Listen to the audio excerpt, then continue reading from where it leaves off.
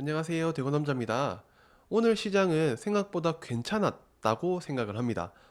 멈칫한 이유는 오늘 시장이 상승하다가 빠졌기 때문이기도 한데요. 위 그림에서 보듯이 현재 시장은 한 줄기 빛이 내려왔다고 생각합니다. 하지만 아직까지는 불안한 부분을 멈출 수가 없는데요. 그래서 오늘 시장에 대해서 한번 말씀을 드리기 전에 모든 투자의 책임은 본인에게 있고 이 채널은 종목을 찍어주는 리딩방이 아니라는 점을 말씀드리면서 시작해 보도록 하겠습니다.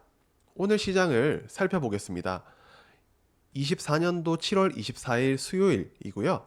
자, 오늘 제가 첫 번째 주목한 부분은 애플이 2026년도에 폴더블 폰 출시 예정이라는 소문이 있어요. 그래서 팩트 체크는 필요하지만 아직까지 애플이 어떠한 얘기가 나오지는 않고 있다는 점. 두 번째는 테슬라가 시외에 약 8% 하락에도 국내 2차 전지는 상승 후에 다시 하락을 한 모습에 대해서 지켜볼 필요성이 있고, 결국에는 테슬라와 커플링되지 못하면 큰 상승은 없다고 생각을 합니다. 세 번째를 보면 해리스 테마 중에 마리아나 관련주가 오늘 상승을 했었고, 반도체, CDMO 관련주 중에 삼성바이오로직스, 그 다음에 방산주가 오늘 좋았습니다. 그리고 네 번째를 보면 미국 선물 지수가 현재 약 1%대로 하락 중이기 때문에 시장이 좋다고는 할 수가 없습니다. 여기에 보면 한 마이너스 0.9%, 그림에서 보듯이 이렇게 1%에 가까운 하락을 보여주고 오늘 나스닥이 1% 넘는 하락을 보여준다면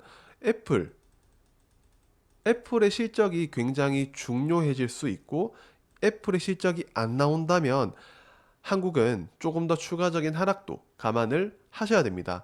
오늘 특징을 보면 프로그램 순 매수 중에 삼성 바이오로직스가 굉장히 큰 상승을 보여줬고, 하나 시스템은 역사적 신고가, 알테오젠도 역사적 신고가를 썼던 하루였습니다. 그리고 셀트리온도 오늘 꽤 괜찮은 반등을 줬고, 하나 에어로스페이스도 분위기 좋은 흐름을 보여주고 있다는 점. 이 한은 크게 사실 볼만한 부분은 없다고 생각을 하는데, 현대로템이 굉장히 좋은 흐름이 나와주고 있지만 이제는 보기는 어렵다는 점을 말씀을 드립니다. 수급을 보면 차익 순매수가 플러스, 비차익이 마이너스였는데, 즉 바스켓에 대한 매매, 섹터에 대한 매매보다는 개별적인 차별화된 장세가 이어졌다고 볼 수 있겠습니다. 신용잔고는 조금 줄었는데 이것보다 저는 18조, 17조 대까지는 더 줄어들어야 된다고 생각을 합니다. 그리고 코스피, 코스닥의 등락 종목을 보면 거의 비슷했다고 볼 수 있지만 하락 종목이 조금 더 많은 모습을 보여주고 있고, 오늘도 개인은 사모았고 기관과 금투와 투신, 연기금까지 어느 정도 받쳐주면서 외국인의 매도 물량을 어느 정도 커버해주는 괜찮은 시장이었다고 생각을 합니다. 코스피 지수를 보면 저는 지지와 저항을 안 보고 주식을 하는 것에 대해서 굉장히 의문입니다. 뭐 그런 질문도 있는데 그냥 무시하고 넘어가자면, 자, 지금은 2770포인트를 회복한 상황이 굉장히 중요합니다. 하지만 여기에서 방향성이 더 중요하기 때문에 오늘 새벽에 열리는 미국 시장에 따라서 추가적인 방향성이 결정이 될 것이고, 그리고 한국은 반도체 2차 전지, 방산, 자동차 등의 실적이 좋은 상황이기 때문에 이제는 상방을 보는 게 저는 조금 더 맞다고 생각을 합니다. 하지만 2790, 2800 자리에는 조금 부딪힐 자리가 있기 때문에 이 부근에서는 조금 트레이딩의 영역을 가지고 가면서 보시길 바랍니다. 코스닥 지수 상황을 보면 830포인트를 아직까지 회복해주지 못하고 있습니다. 정말 중요한 구간이기 때문에 이 830을 회복하는지에 따라서 이후에 보고 본격적인 투자를 하는 게 조금 더 낫다고 생각을 하면서, 신용잔고가 조금은 줄어들고 있긴 하지만 굉장히 미비하고 2차 전지의 윗꼬리가 심한 상황도 무시하지는 못합니다. 결국은 앞에서 말씀드렸던 대로 2차 전지는 테슬라와 커플링 되어서 가야 크게 될 상황이라고 생각이 됩니다. 저항은 830포인트가 일단 저항으로 작용할 거고, 돌파를 한다면 845포인트 정도에서 한 번 더 저항이 나올 것이라고 생각이 되기 때문에 참고해 보시면 좋을 것 같습니다. 자, 오늘 특징은 삼성전자 HBM3가 통과되었고 HBM3E는 아직이라는 이런 뉴스가 나왔습니다. 점점 양치기 소년이 되어가고 있는 모습 때문에 조금 안타깝긴 한데요. 제가 확인한 바로는 HBM3 3E에 대해서 일부 3E는 8단 단품칩에 대해서는 인증이 통과되었고 12단은 아직 진행 중이라는 점이 확인이 되었습니다. SK하이닉스 HBM3E 물량을 위해서 HBM3에 대한 공급을 줄인 상황으로 삼성전자가 이 틈을 파고들었다고 생각을 합니다. 이 부분은 저는 호재로 봐야 된다는 생각을 하면서 엔비디아에 대한 공급을 시작했다는 점은 굉장히 긍정적으로 바라봐야 된다고 생각합니다. 하지만 HBM3E에서는 SK하이닉스가 우위에 있는 것은 사실입니다. 자, 오늘 그래서 어떤 부분을 보면 되냐 준비를 해봤는데요. 첫 번째는 애플이 26년도 폴더블 폰 출시 예정이라는 점, 아이폰 16 출시 이후에도 추가적인 상승 트리거가 될 수 있을지 주목을 해보고요. 두 번째로는 테슬라 시외 약 8% 가까운 하락, 왜일지에 대해서 생각을 해봤는데 2차 전지의 분위기가 좋다라고 생각하기는 힘듭니다. 실적에 대한 부분에서 너무 기대감이 컸던 상황이기 때문에, 그리고 더해서 GM의 영향도 있다고 생각을 합니다. 세 번째는 미국의 해리스가 트럼프의 지지율 역전했다는 소식으로 인해서 이 해리스 관련 중에 대마, 마리화나 관련주의 급등이 오늘 나왔는데 이 부분에 대해서도 살펴보시죠. 네 번째는 SK하이닉스 실적을 꼭 체크를 해야 되는데 내일입니다.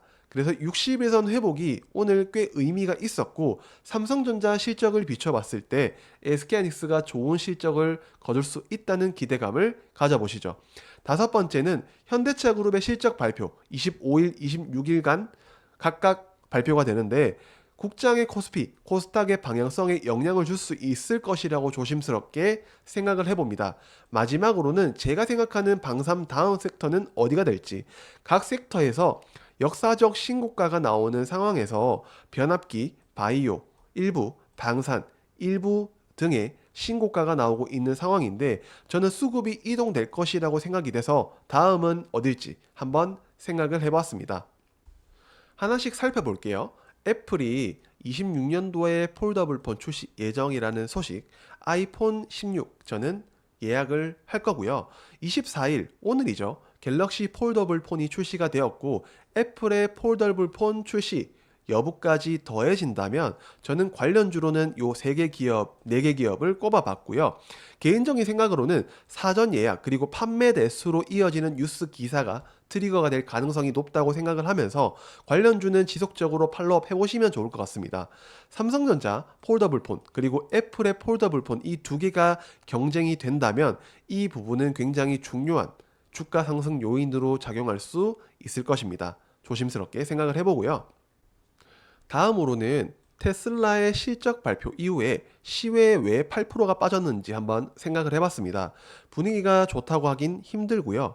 저는 기대감이 너무 컸기 때문에 이 기대감에 따른 실망 매물이 출하되었다고 생각을 합니다. 우리가 인정을 해야 됩니다. 2차전지 투자자나 기관들이 기대치가 너무 높았다. 그에 따른 실망 매물이 나온 것이다. 그래서 이 실망이 소멸이 될 때 컨센서스 부합 정도가 나온다면 2차전지 관련 기업들은 반등을 시도해 볼 수 있지 않을까라고 생각을 하면서 LG에너지 솔루션, 삼성 SDI, 에코프로비엠, 포스코 퓨처엠은 체크를 해보시면 좋을 것 같습니다.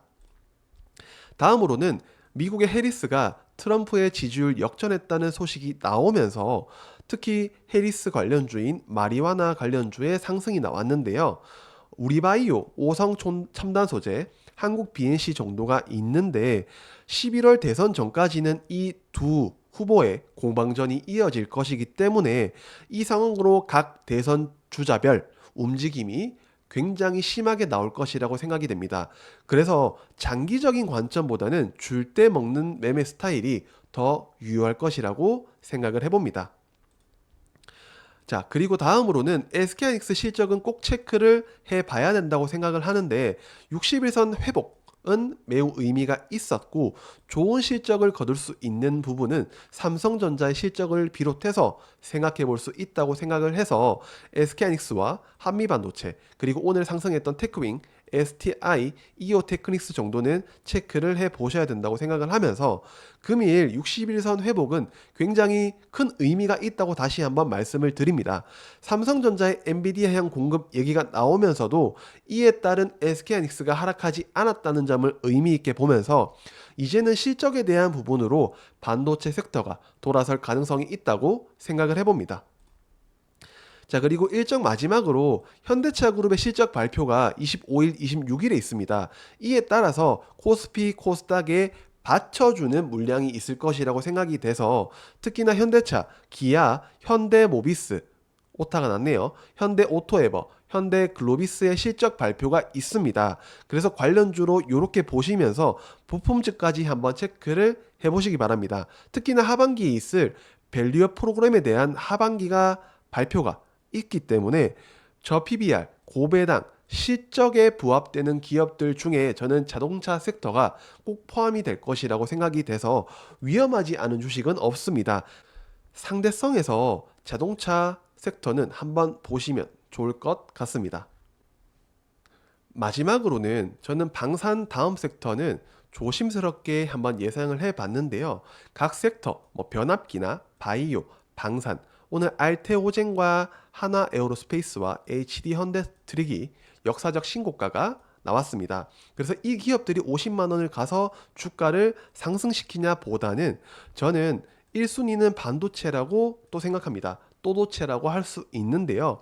자, 이 신고가 나온 기업들은 밑에서부터 사모아서 현 자리에서 수익 실현을 한 사람이 많습니다. 그래서 이 돈을 싸게 샀던 그 기억이 있기 때문에 지금 가격보다 더 높은 자리에서 매수를 하는 것보다는 50만 원 간다.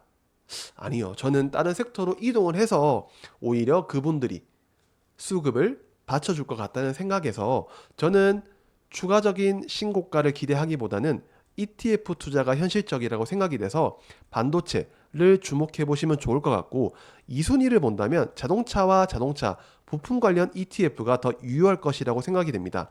그리고 3순위는 많이 하락한 2차전지 ETF에서 한번 기회를 보시면 좋을 것 같은데요. ETF 반도체에서 제가 이 상승 추세선에 딱 바닥에 반등을 하는 모습을 보여줘서 오늘 미국장 괜찮게 나온다면 내일 반도체 그리고 자동차 부품과 2차 전지는 괜찮은 흐름이 나올 것이라고 생각이 듭니다. 그래서 오늘 이렇게 준비한 것을 전부 다 말씀을 드렸고 특히나 종목을 찝어주지 않는다 이런 분들이 많으신데 제 채널은 그런 채널이 아니라는 점을 다시 한번 말씀을 드리면서 저는 다음 영상에서 찾아뵙도록 하겠습니다. 안녕.